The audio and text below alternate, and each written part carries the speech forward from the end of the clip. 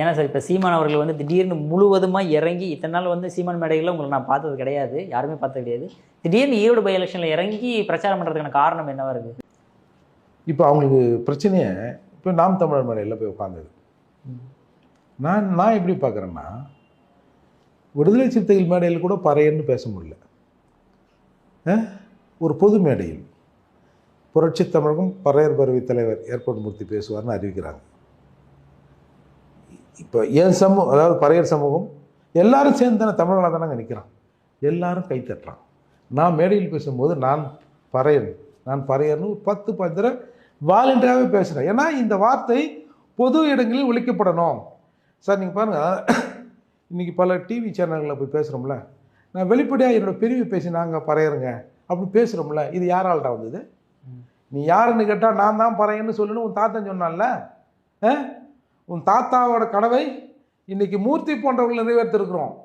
இன்றைக்கு இயல்பாக எல்லா சேனல்களும் இவர் பறையர் சமூகத்தில் இந்த மாதிரி நடந்தது, இவர் பறையர் சமூகத்தை சார்ந்தவர்னு சொல்கிறாங்கன்னா இதுக்கெல்லாம் காரணம் நாங்கள் தான். அந்த கிரெடிட் உங்களுக்கு கிடையவே கிடையாது. என் தாத்தா சொன்னதை நாங்கள் தான் பேரை தான் நிறைவேற்றிருக்கிறோம். இப்பேற்பட்ட சூழ்நிலையில் ஒரு விமர்சனம் பண்ணுறாங்க. நான் என்ன விமர்சனம் பண்ணேன்? இது இவங்க வந்து சீமான் வந்து பிரபாகரனை பார்க்கல. சரி, அது நான் முன்னாடியே சொல்லிட்டேன். சீமான் இப்போ தான் சொன்ன ஆமாம் பார்க்கலண்ணா, நான் முன்னாடியே சொன்னேன் ஆமாம் பார்க்கல. இப்போ என்னடா பிரபாகரனை பார்க்கல, இப்போ என்ன? பிரபாகரனையும் பார்க்கல, ராஜபக்சேவும் அவர் பார்க்கல. நீ பிரபாகரனையும் பார்த்த, ராஜபக்சேவும் பார்த்த. நீ தமிழருக்கான தலைவரா, சீமான் தமிழருக்கான தலைவரானா சீமான் தான் தமிழருக்கான தலைவர்னு. சார் நீங்கள் கால் முளைச்ச நெருப்பு அப்படின்னு ஒரு குறுந்தகடை இவங்க பெருமையாக வெளியிட்டாங்க. என்னென்னா, இவர் வந்து இந்திய உளவுத்துறை, அப்புறம் தமிழ்நாடு உளவுத்துறை, இந்திய உளவுத்துறை, இலங்கை உளவுத்துறை, சர்வதேச உளவுத்துறை எல்லார் கண்ணிலையும் மண்ணை தூவிட்டு பிரபாகரனை போய் பார்த்தாராம். பிரபாகரனை பார்த்துட்டு வந்துட்ட உடனே அந்த ஃபோட்டோவை வந்து வெளியிட்ட உடனே அப்படியே தமிழ்நாடு உளவுத்துறை, இந்திய உளவுத்துறை, இலங்கை, குறிப்பாக இலங்கை உளவுத்துறை, சர்வதேச உளவுத்துறை அப்படி கையை பிசைஞ்சாங்களாம். எப்படா விட்டுட்டுமே கைது பண்ணுமேன்னு. அப்போது எங்கள் அண்ணன் திருமாவளவன் எல்லை கடந்து போன ஊடுருவாளார் இல்லையா? இலங்கையை பொறுத்தவரை எப்படி இலங்கை அரசே உன்னை வர வச்சுது? நீ ஒரு அக்யூஸ் தானே, குற்றம் சாட்டப்பட்டவர் தானே, எல்லை மீறி திட்டத்தினமாக வந்தவர் தானே, எப்படி அவனுக்கு அரசு மரியாதை உன்னை கூப்பிட்டு போனாங்க? அப்போ உன்னை கூப்பிட்டது இலங்கை அரசா யார்? பிரபாகரனா?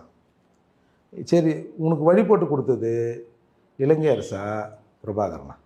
சொல்லு. இல்லை பிரபாகரன் அவர்களோட பேசிட்டு இலங்கை அரசு கூட பேசி போயிட்டு வந்துடுறேன், நான் பார்த்துட்டு எல்லாத்தையும் கரெக்ட் பண்ணிட்டு வந்துடுறேன் மேப்போட அப்படின்னு சொல்லிட்டு போனியா அப்படிங்கிற சந்தேகம் எங்களுக்கு இயல்பாக வருமா வராது? ஏன்னா நீ தான் சொன்ன தேடுறாங்கன்னு. தேடுறவனு எப்படியா ராஜபக்சே கூப்பிட்டான்? இங்கே தமிழக மேடைகளில் பேசுகிறேன்.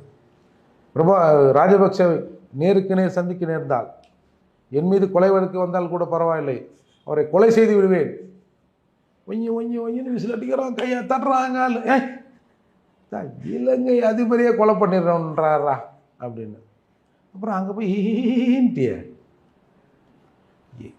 டிஆர் பாலுக்கு தள்ளி இருந்த ராஜபக்சே 2 பேர்களை தள்ளி விட்டு என்னிடம் வந்து கையை கொடுத்து நீங்களும் இங்கே இருந்திருந்தால் மேலே போயிருப்பீங்கன்னு சொன்னார். எல்லாரும் சிரித்தாங்க, நானும் சிரிச்சுட்டு வந்துட்டேன். ஆனால் வீடியோ ஒரு வாரம் கழிச்சு வந்தது. அப்படி இல்லையே, ஏன் இந்த விளம்பரம் உனக்கு அப்படின்னு நம்ம கேட்குறோம்.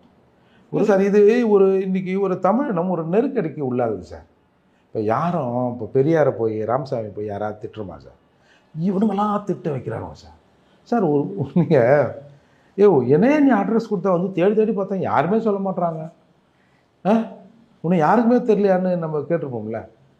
அட்ரஸ்லாம் கரெக்டு தானே, அங்கே வந்து கேட்டாலும் சொல்ல மாட்டாங்களா? அந்த கண்டிப்பாக தான் சார் ஈவராகு சார். ஈரோட்டில் ஒரு கோயிலுக்கும் தெரியல சார் அந்த ஆளை, சத்தியமாக சொல்கிறேன். அவன் வேலையை பார்த்துன்னு அவன் இருக்கிறான் சார். இவங்க தான் வந்து ஈரோட்டு பெரியவர்மன் அப்படி இப்படி ஒரு தம்படி காசுக்கு பிரயோஜனம் இல்லை.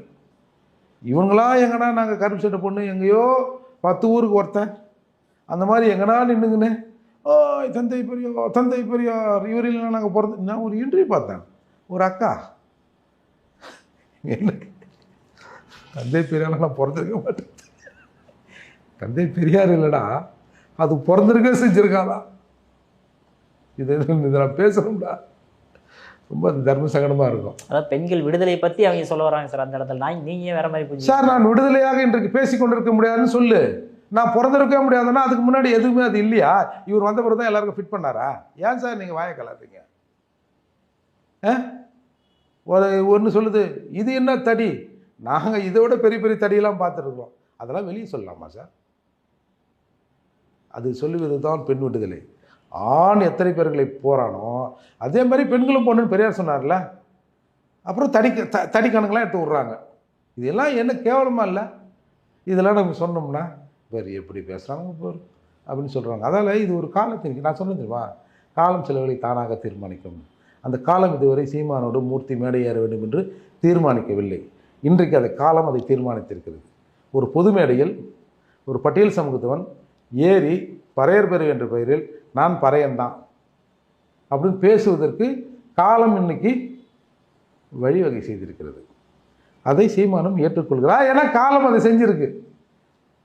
அதால் தமிழர் என்ற போர்வையில் நம்ம ஒருங்கிணைந்து தான் ஆகணும். அதோடு திராவிடம் நம்மை சதி செய்தது என்பதற்கு பதில் நம்ம சொல்லித்தாங்கணும். சார், இது இறுதி கட்டம் சார். இப்போ நான் சொல்லியிருப்பேன், சாமுவேல் பறையன்னு ஒருத்தர் இருந்தார் சார், எங்கள் முன்னோடி. அவர் அமெரிக்கன் கலையில் படித்தவர். ஏதோ கை நாட்டு நினச்சிருப்பாருங்க. இங்கிலீஷ் அவ்வளோ பிரமாதமாக பேசுவார். இதை விட அவர் வாயில் நானாவது ஈவேரான்னு சொல்கிறேன், ராமசாமின்னு சொல்கிறேன். அவர் வாயத்தை தான் ராமசாமி நாய்க்கன் தான் சொல்லுவார். இதை விட படு பயங்கரமாக படு ஓப்பனாகவே பேசுவார் சார். அப்போலாம் அது பெரிய பேச்சாக வெளியில் வரல. ஏன்னா சோஷியல் மீடியாக்கள் இல்லை. இன்றைக்கு சோஷியல் மீடியாக்கள் அதை தூக்கி சுமக்குது. என்ன டுபாகர் மாதிரி ஏதோ பேசலாம்னு பொழுது இந்த மாதிரி சொல்லியிருக்காரு அப்படின்னு ஏதாவது தேடி பார்க்குறான் சார். எங்கேயா ஒரு லிங்க் கிடச்சிடுது. இது கரெக்டு தான்பா, இவருனால நம்மளை ஏமாற்றிங்கிறானுப்பா இவனுவா அப்படிங்கிற ஒரு சிந்தனை வந்த பிறகு இது இறுதி கட்டம் சார். இது திராவிடமா தமிழரா திராவிடரான்னு இறுதி கட்டம். அப்போ எங்கள் அண்ணன் தனியாக தள்ளி கஷ்டப்படுங்கிறாரு. தம்பிகள் என்ன பிடுங்கிறதுக்காக இருக்கிறோம்?